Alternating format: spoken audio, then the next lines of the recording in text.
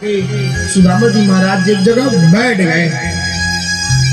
अब सुदामा जी महाराज निराश हो गए, सोचने लगे अब हम इससे आगे और नहीं जा सकते, अब हम नहीं जाएंगे इसके आगे। सुदामा जी थक हार कर बैठ गए। महाराज,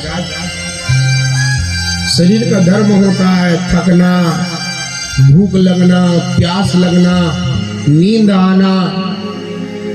सुदामा जी थक हार के महाराज उसको भूख लग रही है, प्यास लग रही है, कहती है कि भूख लगती है, प्यास लगती है, जिंदगी अब उदास लगती है, कैसे आऊं मैं द्वारिका तेरी, आस भी अब निराश लगती है।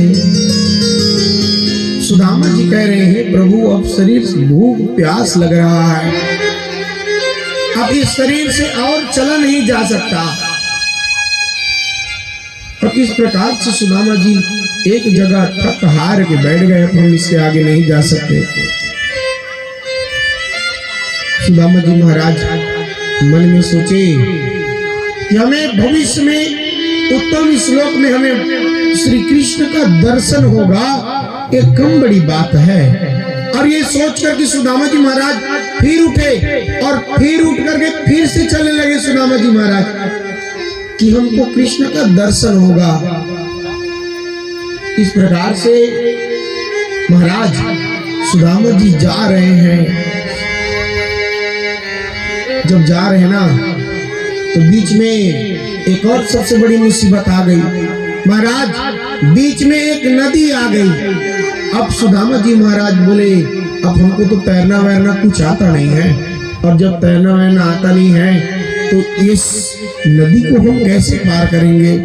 इतना सोच करके सुदामा जी महाराज उस नदी किनारे बैठ गए। और जैसे उस नदी किनारे बैठे, थोड़ी देर बाद एक नाव चलाने वाला आया। एक नाव चलाने वाला आ करके कहने लगा कि कोई उस पार जाएगा क्या, कोई उस पार जाएगा। सुदामा जी बोले हाँ हाँ महाराज, मैं उस पार जाऊंगा, आप मुझे उस पार लेकर के चलो। सुदामा जी महाराज उस नाव में बैठने लगे। और जब उस नाव में वो बैठने लगे तो वो नाव चलाने वाला बोला क्यों महाराज, ये बैठ रहे हो कि कुछ रखे हो पैसा वैसा कि बस खाली नाव में बैठ रहे हो। सुदामा जी नाव से उतर गए और नाव से उतर के बोले बाबा महाराज, मेरे पास पैसा है नहीं, फ्री में तुम पार लगाओगे नहीं, इससे अच्छा हमको उस पार ही नहीं जाना है, आप जाओ, हमको नहीं जाना है उस पार। सुदामा जी महाराज जब इस प्रकार से बोले तो वो नाव चलाने वाला बोला महाराज आओ आओ, आप बैठो हमारे नाव में, आप जैसे को तो हम फ्री में पार लगाते हैं, आपको पैसा वैसा आपसे नहीं लेंगे, आप आओ। और उस नाव चलाने वाले ने सुदामा महाराज जी को नाव में बिठाया। नाव में बिठा करके वो नाव चलाने वाला नाव चला रहा है। नाव चलाते चलाते तो घूर घूर करके सुदामा जी महाराज को देखते, और उस सुदामा जी महाराज को ऊपर से नीचे तक देखते। सुदामा जी महाराज बेचारे अपने नेत्र को नीचे कर लेते थे संकोच के मारे। सुदामा जी से रहा नहीं गया। उन्होंने उस नाव चलाने वाले से बोला क्यों कि तुम हमको बार बार क्या देख रहे हो, बहुत देर से हम आपको देख रहे हैं कि आप हमको घूर घूर करके देख रहे हैं। और महाराज वो नाव चलाने वाला बोल रहा है कि हम ये देख रहे हैं महाराज कि आप कौन हैं और कहां जा रहे हैं आप। नाव चलाने वाला बोला कि महाराज वो जो द्वारिका के राजा है ना कृष्णचंद्र महाराज, वो हमारे बचपन के मित्र हैं और हम उनसे मिलने के लिए जा रहे हैं। केवट हंसा और हंस करके कहने लगा आप आपका मित्र भला वो कहाँ हो सकता है महाराज? आप वो कहा, ये उतने बड़े द्वारिका के राजा, आपको देखो, आपके पास तो पहनने के लिए भी सही ढंग से धोती नहीं है, और आप अपने आप को उस कृष्णचंद्र महाराज के मित्र बता रहे हैं, वो भी बचपन के मित्र बता रहे हैं। उस सुदामा ने कहा कि अरे केवट, तू क्या जाने, तूने जिंदगी भर ये नाव चलाया है ना, तो तू मेरे उस कन्हैया को नहीं जानता। वो वस्त्र को नहीं देखते, वो किसी के वस्त्र को, आभूषण को नहीं देखते महाराज, वो तो आपके मन को देखते हैं कि आपका मन कैसा है। और अगर आपका मन साफ है, सुंदर है, तो भगवान आपको जरूर बुलाते हैं महाराज मिलने के लिए। सुदामा बोले कि केवट, तू क्या जाने, जिंदगी भर तूने नाव चलाया है, मेरा कन्हैया वस्त्र नहीं देखते। इस प्रकार से जब वो सुदामा जी बोले, तो वो केवट नाव चलाने वाला बोलने लगा कि दुनिया बदल गई पर मेरा सुदामा नहीं बदला। महाराज वो नाव चलाने वाला कोई और नहीं था, भगवान ही उसको पार लगाने के लिए आए थे। भगवान कहते हैं कि तुम आगे बढ़ो तो सही, हम तुमको पार लगाएंगे, लेकिन हम पार करना चाहते ही नहीं है, तो भगवान भला कहां से पार लगाए। सुदामा जी को नदी के उस पार पहुंचा दिए, नदी को उस पार पहुंचा करके सुदामा जी बोले उस नाव चलाने वाले को कि क्यों भैया, यहां से द्वारिका और कितनी दूर है? तो बोले ज्यादा दूर तो नहीं है, लेकिन हम आपके इस शरीर को देख रहे हैं ना महाराज, तो अभी आपको 3-4 दिन का समय और लगेगा, आप ज्यादा चल भी नहीं सकते, और हम आपको देख रहे हैं ना, तो आप ज्यादा नहीं चल सकते, आपको 3 दिन का समय और लगेगा। इस प्रकार से जब वो नाव चलाने वाला सुदामा जी से बोला, तो सुदामा जी बोले कि कन्हैया, हम तुमसे कोई सोना चांदी, नाती पोता पुत्र, पैसा कौड़ी मांगने नहीं आए हैं, अरे हम तो तुम्हारा दर्शन बस करना चाहते हैं, और हमको और कुछ नहीं चाहिए। तो सुदामा जी बोले, कन्हैया, अगर अब तेरा गरज रहेगा ना, तो तू हमको बुलाना, अब हम नहीं आ सकते तेरे पास। और इस प्रकार जो सुदामा जी महाराज है, वो आधी धोती ओढ़े रहे और आधी धोती पहने रहे, आधी धोती को पहन ले और आधे धोती को ओढ़े, और ढेले का तकिया बना करके वो महाराज वो नदी किनारे सो गए।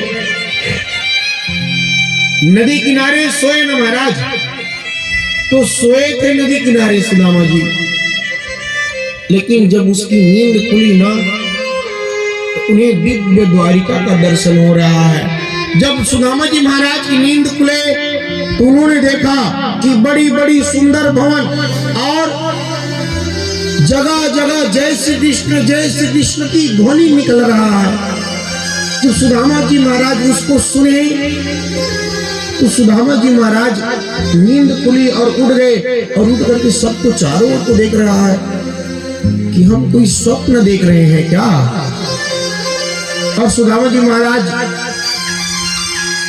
अपने आप को थोड़ा होश में लाए और चिमटी काट कर अपने आप को देखे कि हम सच में आ गए कि हम कोई स्वप्न देख रहे हैं।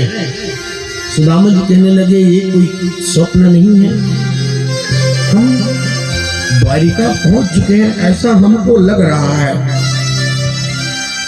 अब महाराज भगवान श्री कृष्ण के जो द्वारपाल हैं, सुदामा जी धीरे धीरे घूमते घूमते अपने उस जो भगवान के द्वारपाल हैं, उस द्वारपाल के पास जाकर के सुदामा जी महाराज बोले कि भैया जय श्री कृष्ण। भगवान के द्वारपाल बोले कि जय श्री कृष्ण। सुदामा जी पूछे कि महाराज ये कौन सी पुरी है? बोले ये द्वारिका पुरी है। सुदामा जी बोले तब तो ये वही द्वारिका होगी जो मेरे कृष्णचंद्र की, मेरे मित्र की द्वारिका होगी। तो बोले देखिए माताओं, आप लोग बात ना कीजिए, सबका ध्यान इस तरफ रहे। और महाराज जब सुदामा जी द्वार पर जाकर के बोले ना कि हम कृष्ण के बचपन के मित्र हैं, तो उसके द्वारपाल सुदामा का अपमान नहीं किए। क्यों? अगर कोई गरीब व्यक्ति आकर के कहे कि हम मित्र हैं तो भला कोई कैसे मानता, लेकिन भगवान के द्वारपाल बोले, उनके चरणों में गिर गए सुदामा जी के और बोले कि महाराज आप जैसे ब्राह्मण संत ही मेरे प्रभु के मित्र हो सकते हैं और कोई नहीं हो सकता। सुदामा जी बोले कि आप लोग जाओ ना, जा करके कृष्ण जी से निवेदन करना कि उनका मित्र आया है, बचपन का मित्र आया है और उनसे मिलना चाहता है। भगवान के जो द्वारपाल थे उन्होंने कहा कि महाराज हम अभी सूचना हमारे पास पहुंचे थे कि भगवान श्री कृष्ण जी दोपहर का भोजन पा करके तो अपने शयन कक्ष में जा रहा है, ऐसा हम लोगों को सूचना मिला था। हम लोग दर्शन करने जा रहे हैं, देख करके आ रहे हैं। और अगर कृष्ण जी अगर नहीं सोए होंगे तो हम आपका जो निवेदन है उस निवेदन को हम उनसे कह देंगे।